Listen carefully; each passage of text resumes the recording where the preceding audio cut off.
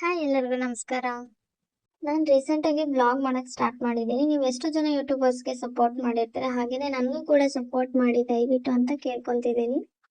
ಇವತ್ತು ಬೆಳಗ್ಗೆನೆ ಆಧಾರ್ ಕಾರ್ಡ್ ಇಟ್ಕೊಂಡು ನಾನು ಹೊರಟಿದ್ದೆ KSRTC ಬಸ್ಸಲ್ಲಿ. ಹೇಳಬೇಕು ಅಂತಂದ್ರೆ ನಾನು ತುಂಬಾ ಸಲ ಅಮ್ಮನ ಮನೆಗೆ ಹೋಗಲ್ಲ. ನಾನು ರೇರ್ಲಿ ಹೋಗ್ತೀನಿ, ಏನಾದರೂ ಫಂಕ್ಷನ್ ಇದ್ರೆ ಅಥವಾ ಏನಾದರೂ ಅವರನ್ನ ಮಿಸ್ ಮಾಡ್ಕೊತಿದ್ದೀನಿ ಅಂತ ಅಂದಾಗ ಮಾತ್ರ. ನಾನ್ ಬಂದ ತಕ್ಷಣನೇ ಬಿರಿಯಾನಿ ಘಮ ಘಮ ಅಂತಿತ್ತು ಅಂತ ಸ್ವಲ್ಪ ಟೇಸ್ಟ್ ಮಾಡ್ದೆ. ಅದ್ರ ಜೊತೆಗೆ ಚಿಕನ್ ಫ್ರೈ ರೆಡಿ ಆಗ್ತಿತ್ತು. ಅದ್ರ ಜೊತೆಗೆ ಸೈಡಲ್ಲಿ ನಮ್ಮಣ್ಣ ಅವರು ಮತ್ತೆ ಕುಕ್ ಚಿಕನ್ ಸಾಂಬಾರ್ಗೆ ರೆಡಿ ಮಾಡ್ಕೊಂತಿದ್ರು. ಸ್ವಲ್ಪ ತರಕಾರಿ ಹಚ್ಕೊಂಡು ಮಸಾಲೆ ಎಲ್ಲ ರುಬ್ಕೊಂಡು ಒಗ್ಗರಣೆ ಹಾಕೋತಿದ್ರು.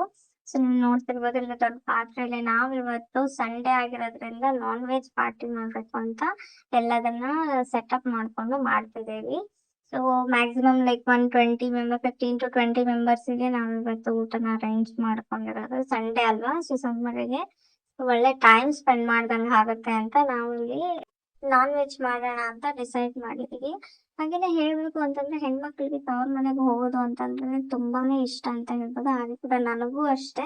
ಆದ್ರೆ ನಂಗೆ ಮಂತ್ಲಿ ಒನ್ಸ್ ಬರೋದು ಕೂಡ ಟೈಮ್ ಸಿಗಲ್ಲ. ಬಟ್ ಬಂದಾಗ ಈ ತರ ಏನಾದ್ರೂ ನಾನ್ ವೆಜ್ ಅಥವಾ ಸಿಹಿ ತಿಂಡಿಗಳನ್ನ ಮಾಡ್ಕೊಂಡು ಫ್ಯಾಮಿಲಿ ಜೊತೆ ಟೈಮ್ ಸ್ಪೆಂಡ್ ಮಾಡ್ಕೊಂಡು ಮ್ಯಾಕ್ಸ್ ಟು ಮ್ಯಾಕ್ಸ್ ನಾನು ಒನ್ ಡೇ ಇರೋದೇ ಹೆಚ್ಚು ಅಂತಾನೆ ಹೇಳ್ಬೋದು. ಬಟ್ ಇದ್ದಾಗ ಕ್ವಾಲಿಟಿ ಟೈಮ್ನ ಅಪ್ಪ ಅಮ್ಮನ ಜೊತೆ ಕಳೆದಿರ್ತೀನಿ.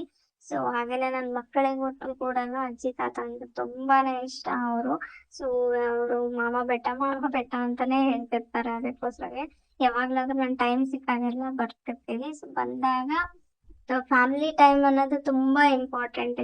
ನಾವು ನಮ್ಮ ಫ್ಯಾಮಿಲಿಗೆ ಅಂದ್ರೆ ನಮ್ಮ ಮಕ್ಕಳಿಗೆ ಆಗಿರ್ಬೋದು ಅಥವಾ ನಮ್ಮ ತಂದೆ ತಾಯಿ ಜೊತೆ ಎಷ್ಟು ಟೈಮ್ ಸ್ಪೆಂಡ್ ಮಾಡ್ತೀವಿ ಅನ್ನೋದು ಜೀವನದಲ್ಲಿ ತುಂಬಾನೇ ಇಂಪಾರ್ಟೆಂಟ್ ಆಗಿರುತ್ತೆ.